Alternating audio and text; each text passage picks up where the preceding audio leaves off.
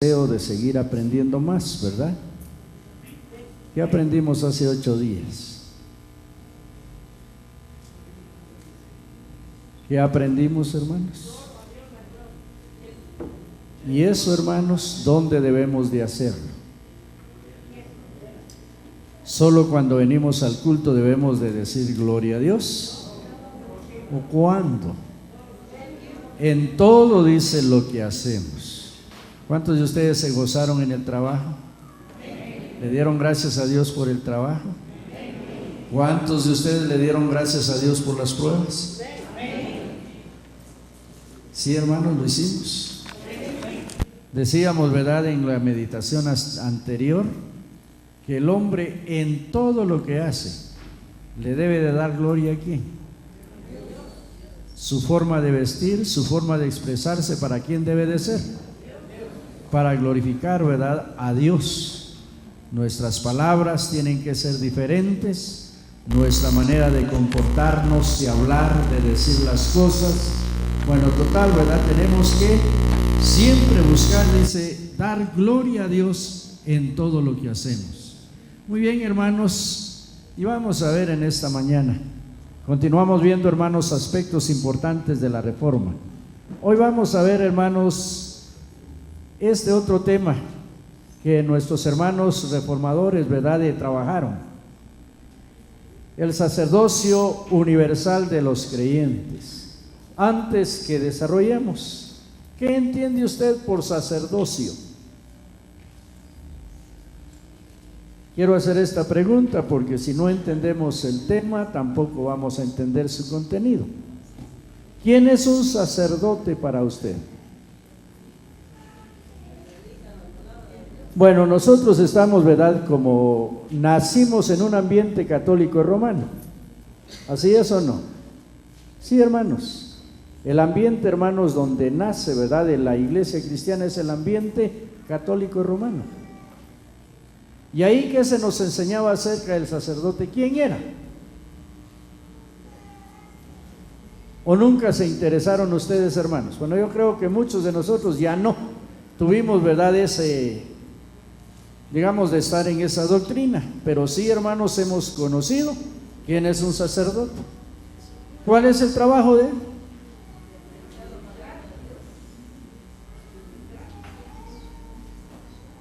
Al parecer, ¿verdad?, y muchas veces ignoramos, bueno, ¿por qué se le llama sacerdote? Y en otras ocasiones, hermanos, yo les he dicho, les he predicado, la función del sacerdote, hermanos, era presentar al pueblo delante de Dios, mediar, fíjese, por el pueblo ante la presencia del Señor, ¿verdad? Él recibía de Dios y le comunicaba al pueblo, ¿verdad? Y el pueblo le comunicaba sus penas y él las pasaba ¿a dónde? Era, ¿verdad?, en una palabra, el intermediario dentro de Dios y los hombres. Esa era, ¿verdad?, la función sacerdotal. Había un enfermo, ¿a quién se tenía que recurrir? Al sacerdote. Había un problema en la casa, ¿a quién había que recurrir? Al sacerdote. Y por eso les decía, ¿verdad?, le llegaron a denominar en nuestra lengua materna el cura. El cura del pueblo, ¿verdad?, era el que llegaba, hacía la misa, hacía las oraciones. Usted había pecado, ¿a quién tenía que acercarse para confesarle sus pecados? Al sacerdote. Esa era, hermanos, la función, ¿verdad?, sacerdotal. Hoy, hermanos, vamos a ver, ¿verdad?, cómo realmente es ese sacerdocio universal. ¿De quiénes? ¿De quiénes iremos a hablar, hermanos? ¿Y quiénes son los creyentes? ¿Creyentes en qué? ¿Creyentes en qué piensa usted? Creyentes en Cristo Jesús. Siempre utilizamos ese término creyentes, fíjese, para indicar a aquellas personas que hemos creído en Cristo Jesús. Entonces, en esta mañana vamos a hablar, dice, cuando hablamos del sacerdocio universal de los creyentes, estamos enfatizando el llamado de Dios para ser pueblo suyo y servirle. Fíjense, hermanos, quizá retrasándonos un poquito o volviendo atrás, ¿De qué nos hablaban las lecturas en esta mañana? ¿De qué nos hablaron, hermanos? ¿De qué, hermanos? Le pusieron más atención a la plaga que a lo que iba a hacer el pueblo de Israel, ¿verdad? Muchas veces le ponemos más atención y más miedo al juicio de Dios que no a lo que nos manda hacer. ¿Por qué consecuencia vino esa plaga de la langosta sobre Egipto?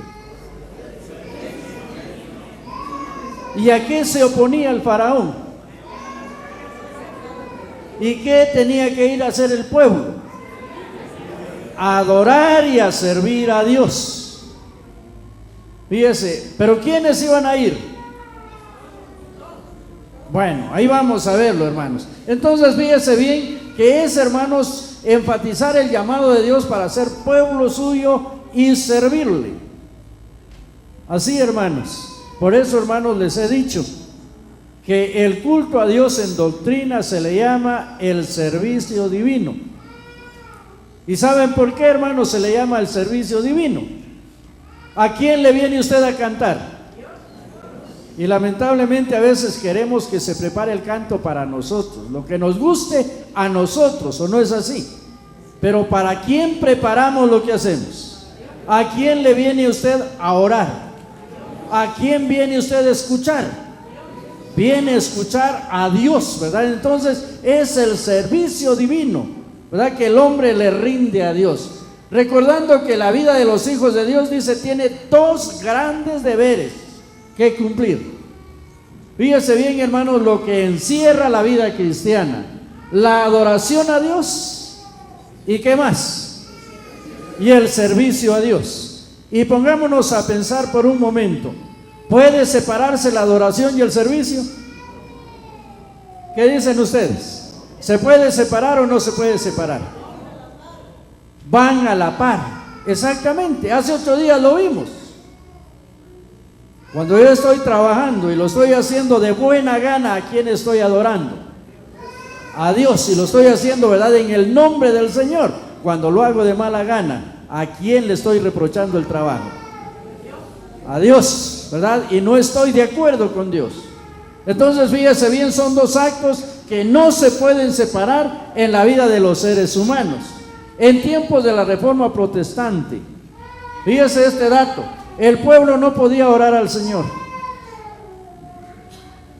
Qué triste, ¿verdad, hermanos? Otra cosa, ni predicar la palabra. ¿Cuántas Biblias habría, hermanos, en tiempos de la Reforma? Ni una sola Biblia. ¿Quiénes la tenían? Solo los líderes de la iglesia. Sino solamente se le pedía rendir una adoración ciega. Para los hebreos, hermanos, ¿cuál era la lengua divina? El hebreo. Y para los romanos, el latín. Y por eso, hermanos, era que muchas misas, aún hasta hace poco tiempo, se cantaban en latín. Y solo nos enseñaban a decir amén o gloria a Dios, o a repetir una frase después del rezo de la oración. Por eso, fíjese bien, hermanos, evangelio y catolicismo romano nunca puede ser igual. Muchos dicen es igual. Y ahí vamos a ver, hermanos, porque este tema nos dice por qué somos diferentes. ¿Qué es lo que identifica a la iglesia del Señor? Aprender de memoria ciertas oraciones o partes de la Biblia. ¿Verdad? Por eso, hermanos, si alguien pecaba, se le dejaba como penitencia rezar tantos Padres Nuestros o tantas Aves Marías, ¿verdad? Simplemente, ¿verdad? O repetir los 10 mandamientos, o aprenderse de memoria el credo de los apóstoles y recitarlo. Eso era, hermanos, el deber del pueblo. Y ahí no se le permitía más. Fíjense, aprender de memoria ciertas oraciones o partes de la Biblia para después rezarlas. Por eso han oído ustedes, hermanos, que muchos no oran, sino que hacen es rezar, ¿verdad? Esa es la diferencia de la misa y el culto, hermanos. Que en el culto, hermanos, a alguien se invita a orar y se le deja en libertad de decirle al Señor lo que hay en su corazón, y se invita al pueblo a orar, y el pueblo ora y le dice al Señor lo que hay dentro de su corazón. ¿O no es así, hermanos? Fíjese, y eso tenemos que entenderlo. El sacerdocio, fíjese bien, esto era un trabajo solo de clérigos. Es por ello que se impedía al pueblo leer las Sagradas Escrituras, porque creían que el pueblo, por falta de letra, erraba en la interpretación. Se tenía que ser un buen estudioso para que se le autorizara a leer la Biblia y haber llenado, ¿verdad?, ciertos requisitos. ¿Sería esto bonito, hermanos? ¿Qué dicen ustedes? Dice, había, ¿verdad?, eso que no cualquiera podía leerla porque erraba en la interpretación. Fíjense, hermanos, y que las Escrituras no eran para los ignorantes. Ese era el concepto, hermanos, que se manejaba en tiempos de la Reforma. Y ustedes ya pueden empezar a pensar por qué entonces la libertad de los hijos de Dios, hermanos, estaba coartada. No había, ¿verdad?, esa libertad, esa confianza. No se enseñaba a buscar, ¿verdad?, los caminos del Señor, sino para el magisterio de la iglesia, los que habían recibido cierta preparación y estaban autorizados para hacerlo. Solo ellos, hermanos, podían leer. Usted podía tener un ejemplar de la Biblia, si quería podía leer alguna parte, pero si quería realmente entender lo que ahí decía, tenía que buscar a alguien que se lo explicara, porque no se le permitía al pueblo interpretar la Biblia. Fíjese qué triste realidad, hermanos, la que se vivía en esos tiempos. Y ahora pensemos, hermanos, qué libertad tenemos nosotros. Gran libertad, y a pesar de ello, hermanos, no la aprovechamos. Un miembro común de la iglesia no podía aconsejar con la palabra. No había comisiones de visitación, hermanos. No había comisiones de disciplina, de orden dentro de la iglesia. No había nada de eso, ¿verdad? Allá se les sentaba y se les juzgaba como un tribunal civil, simplemente por los magistrados de la iglesia. Fíjese, las oraciones por los enfermos solo podían hacerlas los sacerdotes. Y solo aquí, hermanos, haciendo un paréntesis, ¿sería esta actitud correcta la de la iglesia, hermanos? ¿Qué dicen ustedes? ¿Sería una actitud correcta o no? ¿Y será una actitud correcta que nosotros todavía sigamos con pensamiento católico? Que pensemos que solo el anciano, solo el pastor, solo el que es comisionado puede ir y orar por nosotros. Y fíjense, hermanos, que cuidado, porque estamos cayendo en esa misma mentalidad. En esa misma mentalidad, hermanos, ¿verdad?, de la época del oscurantismo, se le llama a esta época, cuando se prohibía netamente la lectura de las Escrituras, menospreciando, fíjense, la unción del Espíritu Santo sobre todo creyente. ¿Saben quién debe de dirigir el corazón del cristiano?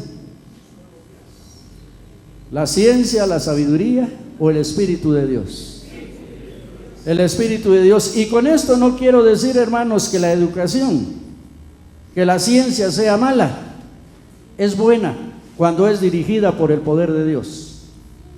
Fíjese, entonces, hermanos, sin embargo, la Reforma protestante redescubre en las Sagradas Escrituras el llamado de Dios. Y decimos redescubre, hermanos, porque ahí estaba el secreto. Fíjese, ¿por qué, verdad, no se le permitía a la gente leer la Biblia? ¿Por qué? Porque si leían la Biblia aclaraba sus mentes. Ya pueden imaginarse ustedes, hermanos, por qué Martín Lutero, ¿verdad?, llegó a hacer este gran movimiento de reforma juntamente con Calvino, Zwinglio y otros 7, ¿verdad?, de varones que se levantaron en contra de esas arbitrariedades de la iglesia. Fíjese, sencillamente se redescubre en las Sagradas Escrituras el llamado de Dios para toda criatura, para que se arrepientan de sus pecados y le adoren y le sirvan. Ese es el llamado de Dios, ¿o no, hermanos? Nos llama Dios ¿para qué? Arrepentirnos y luego para que le adoremos y le sirvamos. ¿Solo a algunos en especial, hermanos, o a todos? A todos, ¿verdad?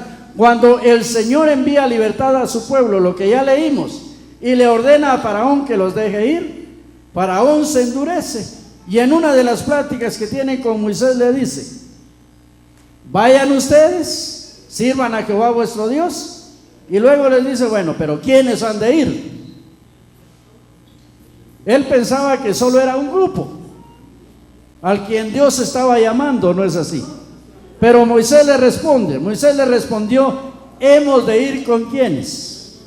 Con nuestros niños, con nuestros viejos, con nuestros hijos y con nuestras hijas, y con nuestras ovejas, con nuestras vacas hemos de ir, porque es fiesta solemne a Jehová.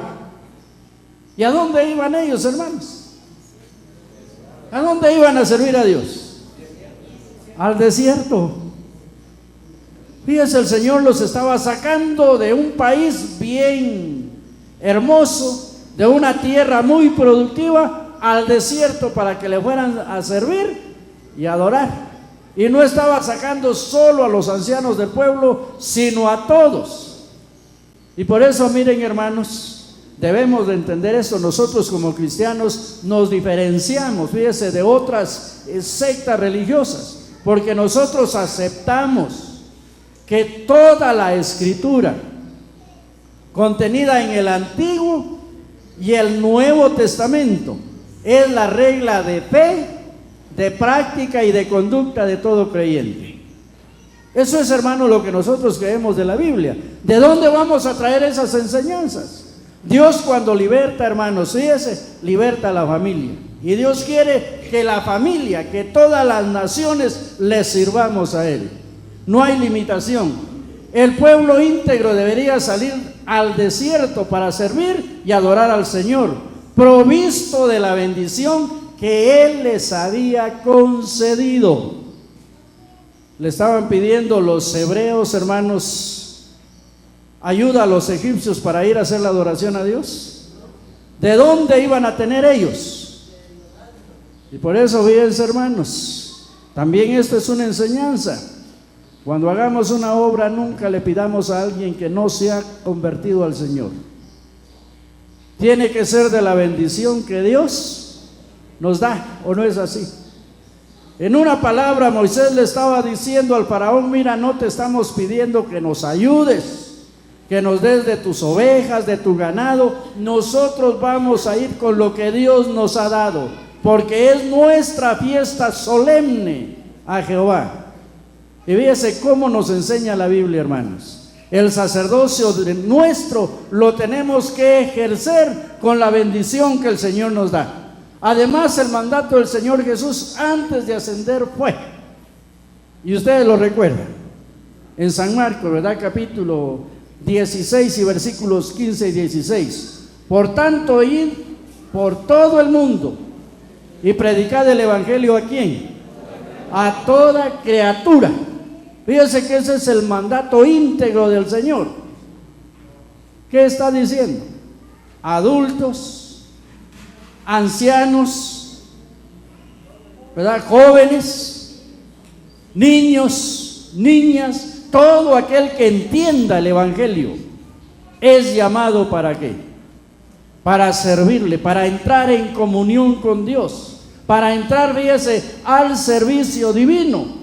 Uno de los aspectos importantes que consideramos en el envío a la gran comisión es la proclamación del evangelio a toda criatura que se convierta en siervo de Dios. ¿Y qué quiere decir la palabra siervo, hermanos? ¿Qué quiere decir eso? Pero muchos de nosotros decimos, yo no soy sirviente de ninguno. Pues sepa que si no es sirviente de nadie, entonces no sirve para nada.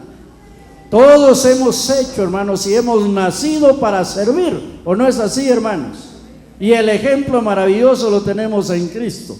Si usted pone su negocio, no crea, ¿verdad?, que el negocio simplemente le va a dar dinero. Usted lo tiene que atender, ¿verdad?, y entrar en contacto con las personas y portarse lo más amable que se pueda para que ese negocio prospere. De lo contrario, habrá prosperidad, hermanos. Y todos, fíjense, nacimos para servir. Y vamos a ver más adelante lo importante de esto. El apóstol Pedro, consciente del ministerio que el Señor ha dado a los creyentes, no vacila en escribirles a las congregaciones de la iglesia y les dice, y recuerden, hermanos, cuando leemos las cartas apostólicas, es mensaje para la iglesia universal. La carta a Efesios, Corintios, Gálatas está descrita a una iglesia en particular, a una iglesia local, pero las cartas universales se escriben para todas las congregaciones en las diferentes partes del mundo.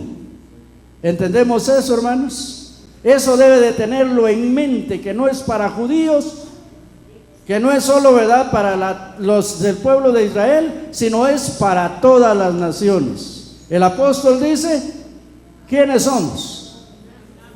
Linaje escogido, real sacerdocio. Ya entendimos eso de real sacerdocio, hermanos. ¿Qué quiere decir? ¿Qué quiere decir eso? Real sacerdocio quiere decir los sirvientes del rey. Fíjese bien, hermanos, lo que le servimos a quién, al Rey de Reyes. Por eso dice real sacerdocio, aquellos que me sirven, que vienen a mí. Fíjese, que hablan conmigo y a quienes yo le respondo, y quienes también comunican a sus hermanos lo que yo les digo. Fíjense, hermanos, la calidad de cada hijo de Dios. ¿Y a quién, hermanos, no le gustaría trabajar en un palacio del rey? ¿A quién no le gustaría vivir en el palacio del rey? ¿Y dónde vamos a vivir nosotros, hermanos? ¿A dónde tenemos la invitación de ir a vivir? Al palacio del rey, a los dominios del Rey de Reyes. Y por eso el apóstol dice, ustedes son la raza escogida. Eso quiere decir un linaje. La raza escogida, fíjese, el sacerdocio real, los sirvientes del Rey de Reyes. Dice, pueblo adquirido por Dios. Y luego, hermanos, nos da el servicio. ¿Cuál es el trabajo de los sirvientes del Rey? ¿Anunciar qué? Las virtudes. ¿Y eso qué es de virtudes, hermanos? ¿Qué serán virtudes? ¿Lo ha analizado usted? ¿Sabe qué es una virtud? Es un poder, ¿verdad? Es algo real que Dios ha hecho en la vida y que sigue haciendo en nuestras vidas, para que anunciéis, dice, las virtudes de aquel que os llamó. ¿De dónde?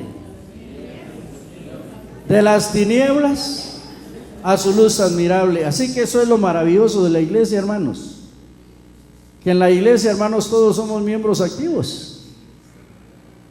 ¿O no es así, hermanos? Fíjese que en la iglesia, hermanos, no hay lugar para desocupados. Si usted no hace nada en la iglesia, es porque simplemente no quiere hacer nada.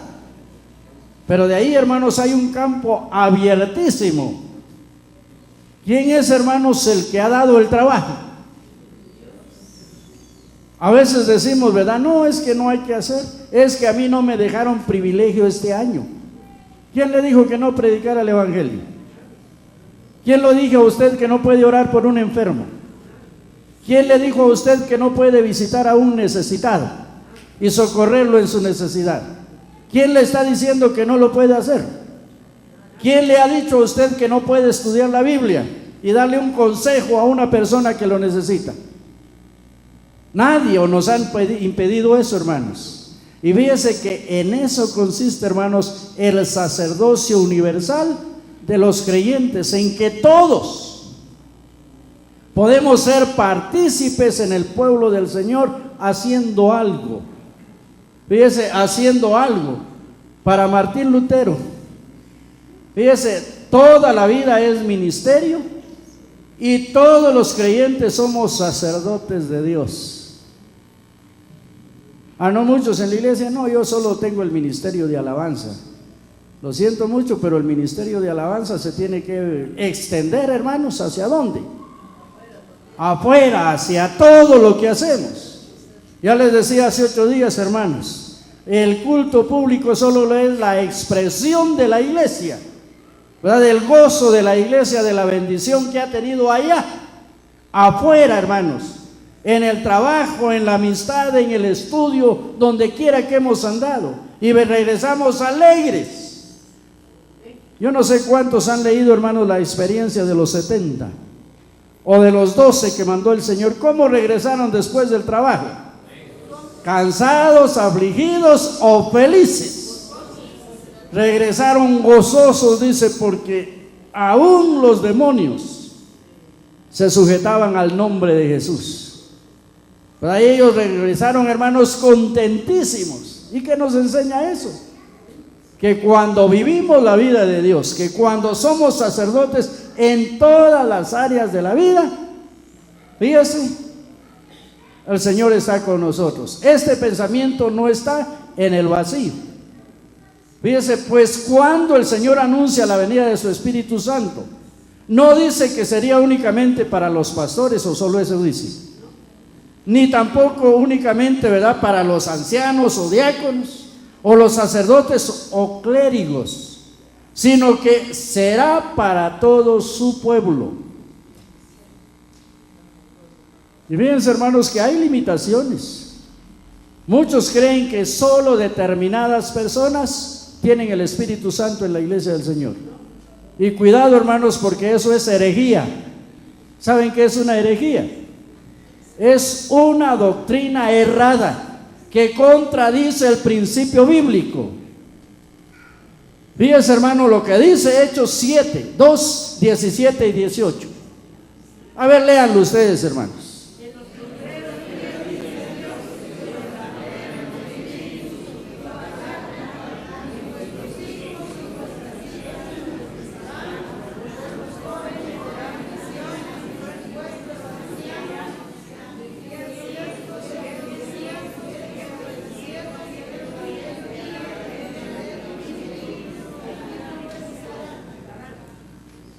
¿Trabajo para quiénes, hermanos?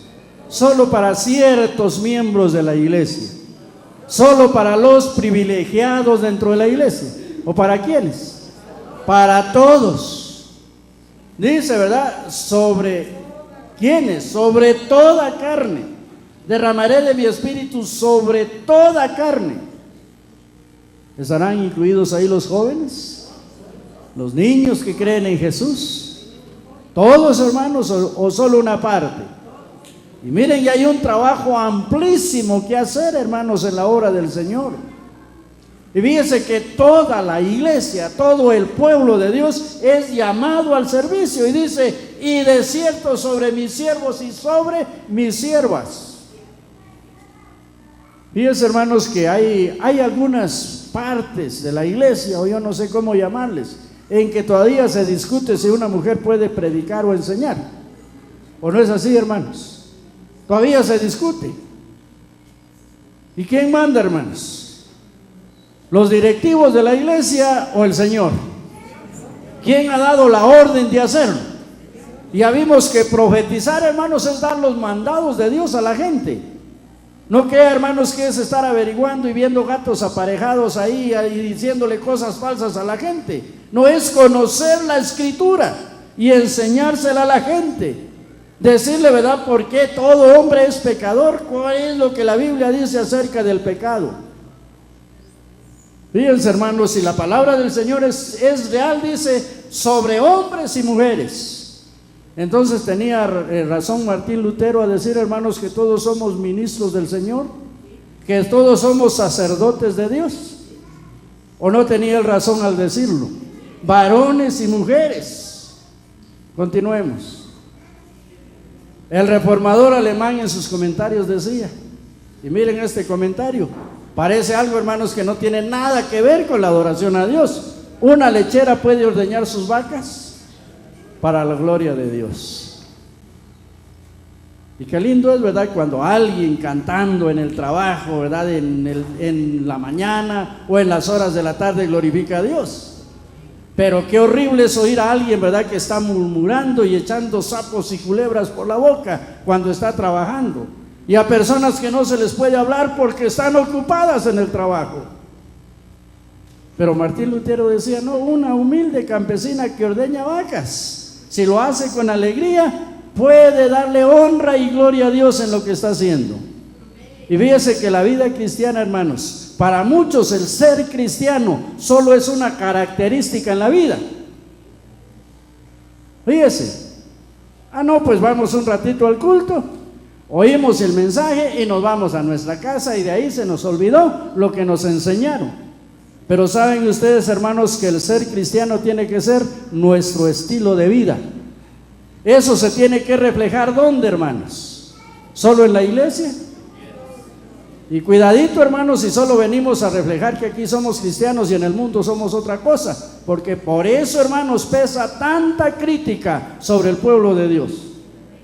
Porque muchas veces, hermanos, no nos ponemos a pensar que allá lo que vamos a hacer, si un negocio, hermanos, vamos a hacer, ¿para quién lo vamos a hacer? Tenemos que hacerlo para darle honra y gloria a Dios primero, y lo demostramos sirviéndole bien al prójimo. Y eso quiere decir sacerdocio, hermanos, ¿verdad? Si uno va a trabajar una cuerda de terreno al campo, ¿cómo lo tiene que hacer? Hay trabajadores, hermanos, que les piden que entierren el monte, solo le echan tierra encima y no trabajan debajo. Glorificarán a Dios con lo que hacen. Otros, ¿verdad?, que por 2-3 horas de trabajo quieren que se les pague día completo. ¿Será bueno eso, hermanos? Fíjense, hermanos, dice todos los cristianos, eso decía Martín Lutero, todos los cristianos, varones somos sacerdotes y todas las mujeres sacerdotisas. Siervos y siervas del Señor. Así decía la profecía de la venida del Espíritu Santo, hermanos. Y así se comprobó el día de Pentecostés, ¿o no? Y ese fue el lío serio, hermanos, porque en el pueblo judío solo ejercían los sacerdotes. Pero de repente mujeres hablando, mujeres profetizando, mujeres evangelizando. ¿Cómo lo vieron los judíos, hermanos? Malísimo, un desorden tal. Pero no se daban cuenta que Dios era el que estaba imponiendo las reglas por medio de su Espíritu Santo. Dice jóvenes o viejos, señores, hablando, ¿verdad?, de la calidad que había, de los patrones de aquel tiempo, ¿verdad? Señores o siervos, mujeres o doncellas, letrados o laicos, sin diferencia alguna. Fíjense, hermanos, ¿qué somos para Dios? Dios toma a cualquiera, hermanos. Y miren, se burlaban de los apóstoles. ¿Quiénes eran ellos? Hombres bien letrados, hombres muy sencillos, del vulgo. Tal vez sus palabras, ¿verdad?, no eran aquellas palabras finas y dulces que la gente esperaba escuchar, sino eran palabras ásperas, donde las cosas que estaban pasando se decían reales. Imagínense, a los judíos, ¿verdad?, a los sacerdotes, a las autoridades les decía Pedro, ustedes mataron al autor de la vida. ¿Y a quién le iba a gustar eso, hermanos? Que le echaran en cara su pecado. A nadie. Y ellos hablaban así, hermanos, como el lenguaje del pueblo. Pero fíjese, Dios nos llama para ser, dice, sacerdotes de Él. Por eso, fíjese, todos en el pueblo del Señor, hermanos, somos ministros, somos sacerdotes. ¿Quién puede presidir un culto? Todos. ¿Quién puede predicar la palabra? Es que no hay quien predique porque no queremos hacer uso de nuestra libertad. ¿O se nos limita, hermanos? Y por eso, miren, en la iglesia se ha perdido esto. ¿Saben por qué nos organizamos en sociedades? O en grupos, pues, dentro de la iglesia. ¿Cuál es el propósito? Que los jóvenes aprendan a predicar, que las hermanas aprendan a predicar, que los caballeros aprendan a predicar y aprendan a hacer el trabajo de la iglesia. Ahora, ¿en qué nos hemos convertido nosotros? Es que no hay quien predique, no hay quien predique. ¿Cuántos asisten al culto? Yo he visto que asisten 12, 15 hermanas al culto y que dentro de ellas no hay alguien que predique. Eso sí que es, hermanos, lo más ridículo, ¿no es así? Miren cuántos sabemos aquí. ¿Y a qué somos llamados, hermanos? Es que no hay hermanos varones para diáconos. ¿Y por qué no hay? Es que no haya, es que no quieren, no han entendido el llamado de Dios, ¿o no es así, hermanos? Fíjese, pero todos somos llamados a ser sacerdotes del Altísimo. Miren en el libro de Revelación. ¿Conocen ese libro, hermanos? ¿Cómo se llama? En griego, Revelación en español, ¿verdad? Pero tenemos el nombre griego en la Biblia, pero el nombre de Apocalipsis es el libro de Revelación. Dice, ¿verdad?, en su capítulo 1 y 6, y nos hizo ¿qué? Reyes y sacerdotes para Dios su Padre. A Él sea gloria e imperio por los siglos. Amén. ¿Y qué tiene un rey, hermanos? A veces no entendemos eso. Pensamos que un rey, ¿verdad?, es aquel que se va a sentar allá en una silla grande de oro con una corona en su cabeza y solo manda hacer las cosas. ¿Qué tiene un rey, hermanos? Un rey tiene autoridad, ¿o no es así? Para mandar y hacer que se hagan las cosas. ¿Y a quién le ha dado poder Dios, hermanos?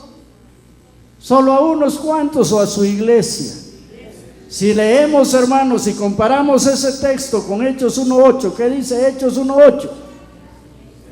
¿Qué dice, hermanos? A ver, iglesia, ¿qué dice ese texto? Lo hemos predicado mucho este año. Dice, pero recibiréis poder cuando haya venido sobre vosotros, ¿quién? El Espíritu Santo, y me seréis testigos, ¿dónde?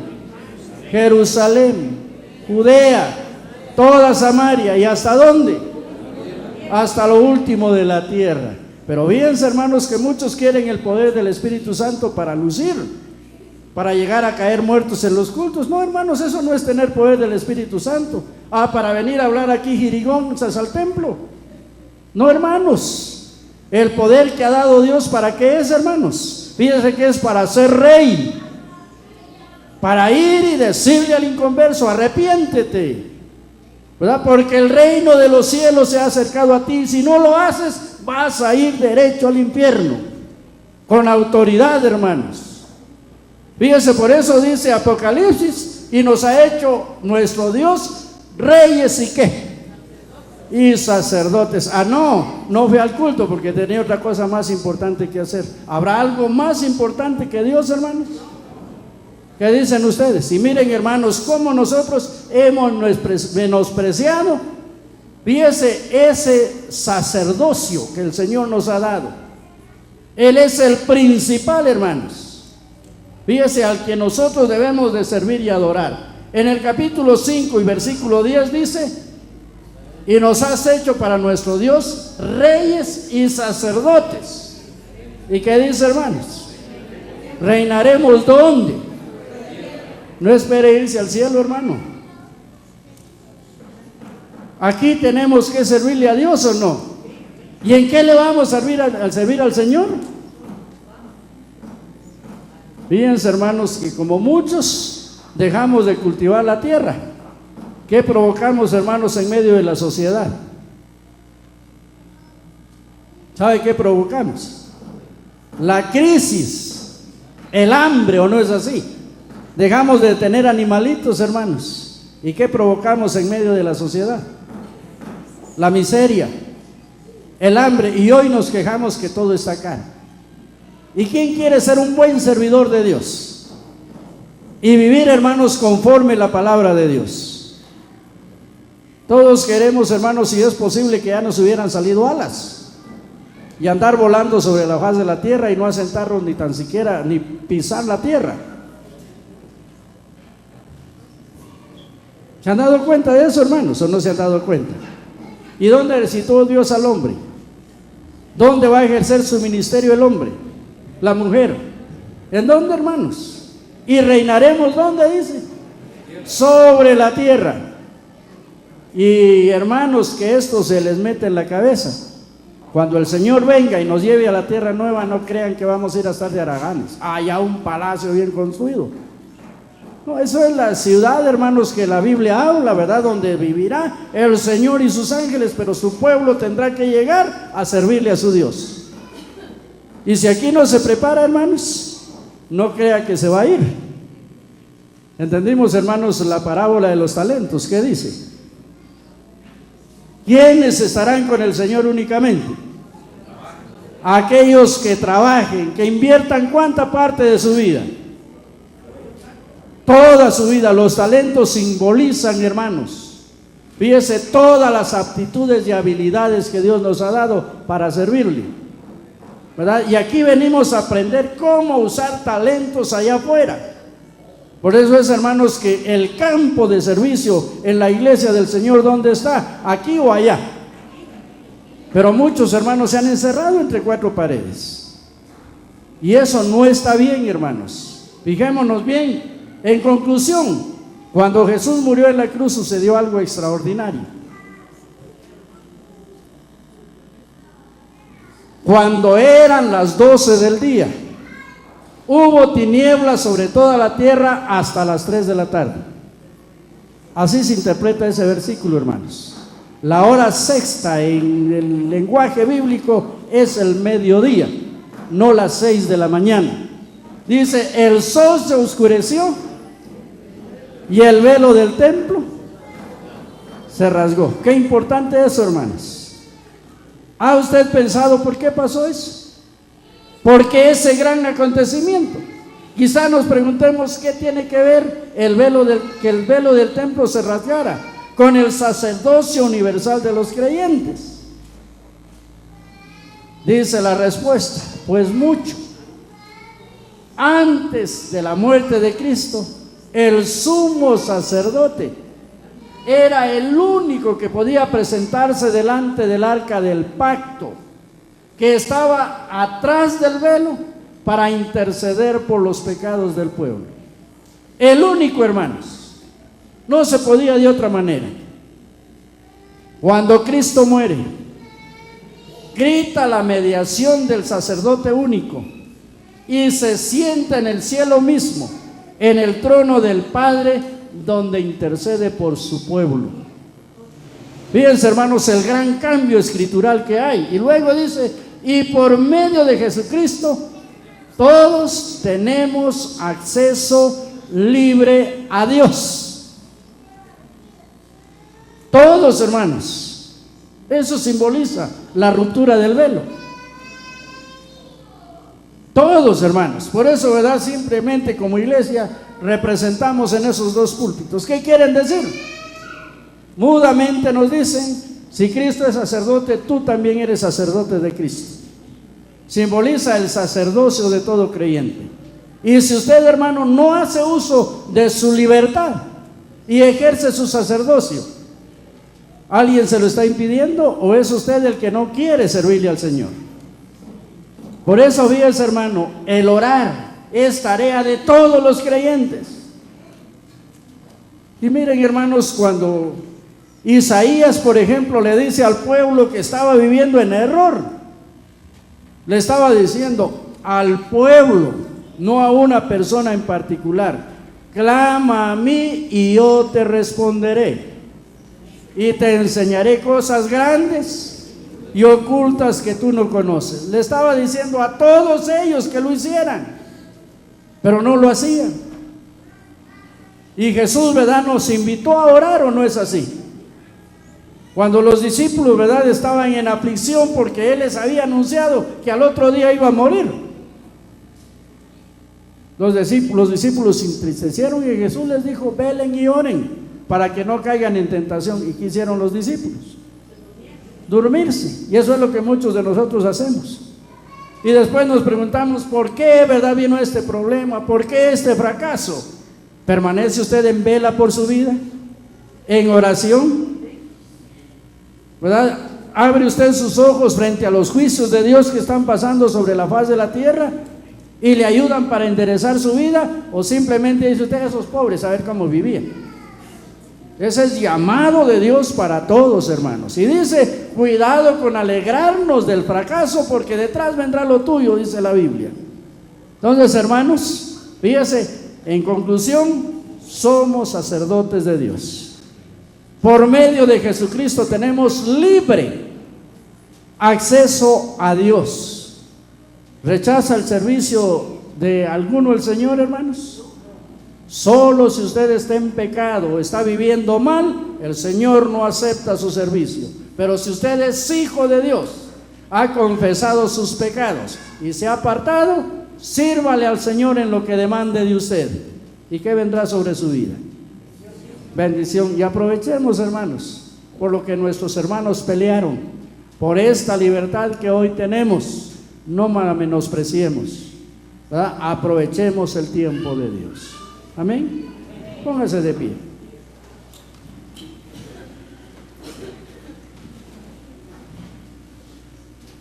Póngase de pie. Vamos a orar al Señor. No se quede sentado. Puede dormirse.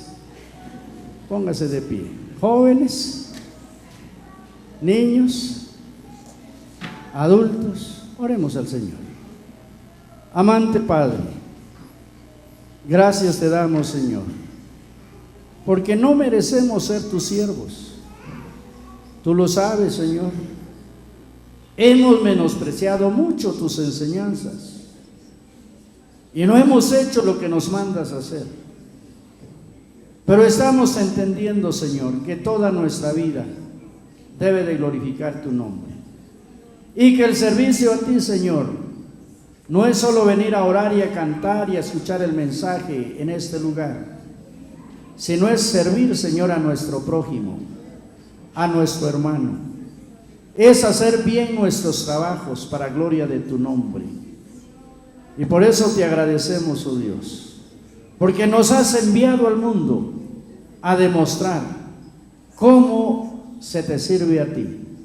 Y gracias, Señor, porque tu palabra nos enseña que sirviéndole a los demás es como nosotros te servimos a ti.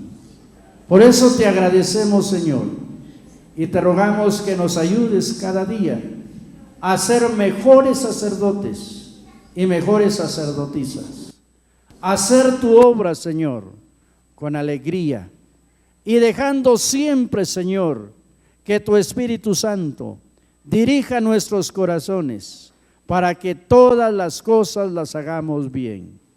En esta hora, pues, Señor, te agradecemos por este momento de reflexión y te rogamos que nos ayudes a adorarte y a servirte cada día. En el nombre de Jesús te lo pedimos. Amén.